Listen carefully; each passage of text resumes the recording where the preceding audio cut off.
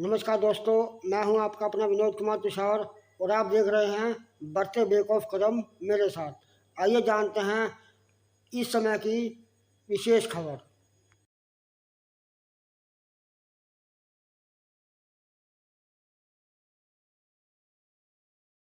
गौर से देखिए इस मासूम से दिखने वाले चेहरे को।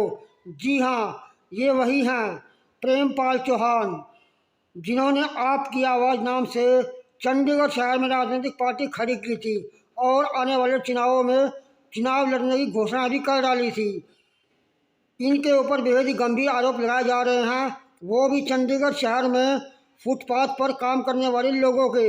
एक 70-80 वर्षीय महिला जिसके पति की हाल ही में मृत्यु हो चुकी है और उसकी गरीब विधवा बहू अपने बच्चों को लेकर के सेक्टर 32 के फुटपाथ किनारे अपनी रोजी रोटी जो है चाय और परोठे की दुकान खोल करके अपने गरीब बच्चों का पालन पोषण कर रही है। उन्होंने इनके ऊपर बेहद ही गंभीर आरोप लगाए हैं। उनका दावा है कि प्रेमपाल चौहान ने उनसे प्रधानमंत्री आवास योजना के तहत मकान दिलवाने के नाम पर 1.5 लाख रुपए ठग लिए हैं। जब वो इन्हें फ़ोन करते हैं तो वे उनका फ़ोन भी नहीं उठाते। ऐसे ही एक और फुटपाथ वर्कर्स हैं सेक्टर 41 से मधुर सिंह, एक नया गांव से हैं, जिन्होंने 80,000 रुपये की ठगी करने का आरोप इन पर लगाया गया है। आज हम आपको दिखाते हैं इस कहानी का पार्ट नंबर 1।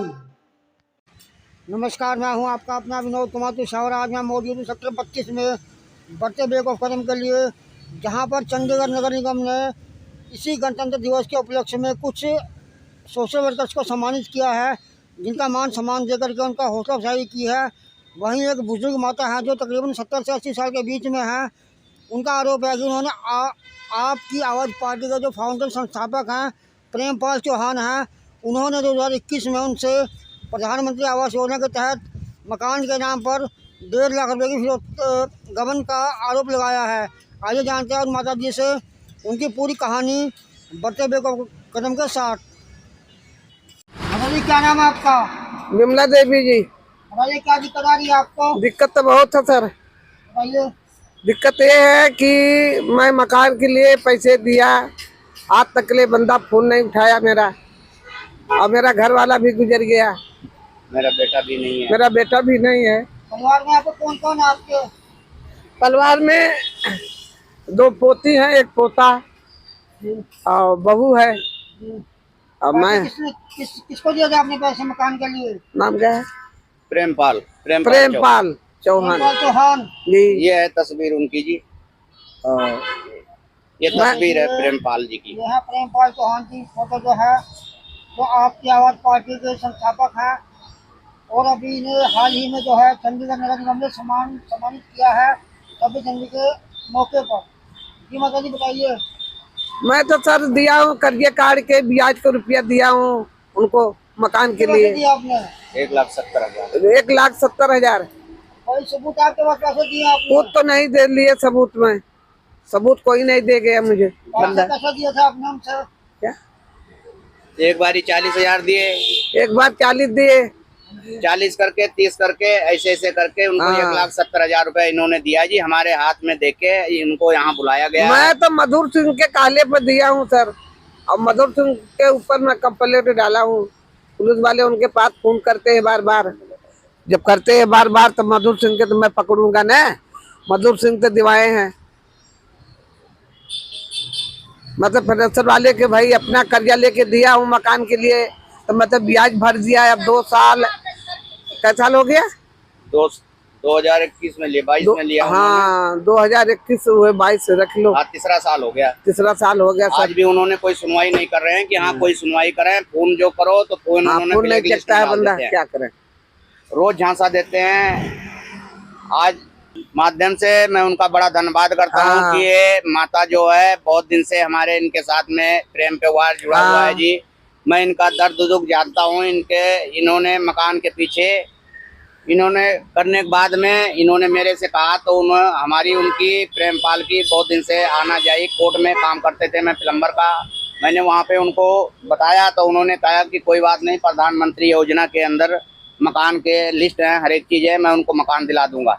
तो मैंने उनके प्यार मोहब्बत के और चक्कर में मैंने उनको इनसे मिलाया।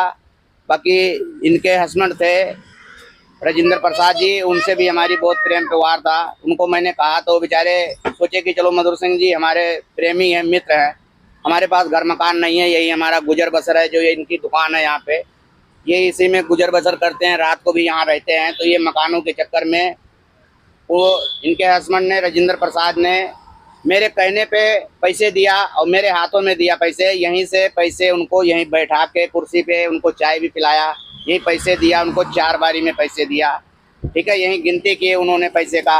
और इतना हमारे अंदर उनके वो नहीं था कि हम उनको कहें कि हाँ तुम्हारी फ़ोटो खींचेंगे कि तुम्हारी वीडियो बनाएंगे।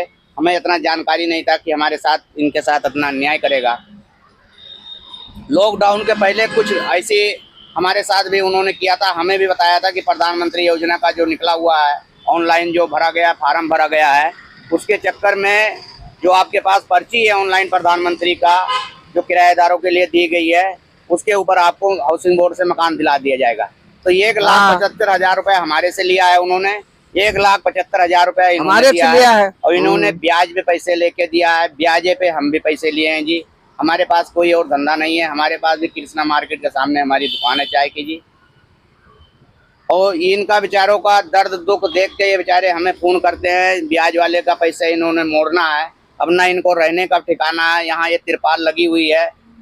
मैं मीडिया कैमरामैन से यही कहता हूँ कि हमारी दूर तक और इनकी माताजी की न्याय दिलाया जाए, इनको पैसे वापस कराया जाए कि इतना ठगी, इतना लूट मार जो करने के लिए बैठे हैं, बड़े बड़े मगरमच्छ बैठे हुए हैं। मैं प्रधानमंत्री जी से भी गुजारिश करता हूं, उनका भी धन्यवाद करता हूं कि ऐसे ऐसे मगरमच्छ जो बैठे हुए हैं इनको ऐसा उठाया जाए कि दोबारा किसी गरीब आदमी के ऊपर आंख दिखाने लायक ये न रह जाए।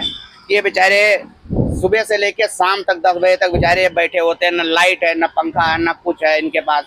ऐसे ही हमारी भी हालात है। जितना भी वेंडर है यहाँ पे, ऐसे कोई प्रशासन तंग करता है, कोई नाजायज करता है, कोई आता है कहता हम ये हैं, हम उनके झांसों में आ जाते हैं। हमें पता नहीं होता है कि चलो ये भाई हमारे साथ न्याय करेंगे, वो न्याय के बजाय और हमको डुबा देते हैं। हम कहाँ से उभरेंगे जी। मैं बहुत बहुत धन्यवाद करता हूँ प्रधानमंत्री जी का भी कि जो ये योजना निकाल के दिया था, ये लोगों के हाथ में चिट्ठी दे दी है, ये काम सौंप दिया गया है। तो हम गरीब आदमी जाएंगे कहाँ पे। ये बेचारे बोलने के लिए नहीं है, इनकी आंखों से आंसू छलकते रहता है। इनका दर्द देख के ये मेरे ऊपर मुझे कहते हैं कि मैं आपके ऊपर कंप्लेन करूंगा। मैं ये रो रहे थे, मैंने इनको फिर इसीलिए मैंने मीडिया को मैंने बुलाया, पैसे वापस हो सकते हैं। बाकी हमारा तो कोई सुनवाई नहीं, कोई प्रशासन नहीं, कोई हमारा सुन के राजी नहीं है जी। इनका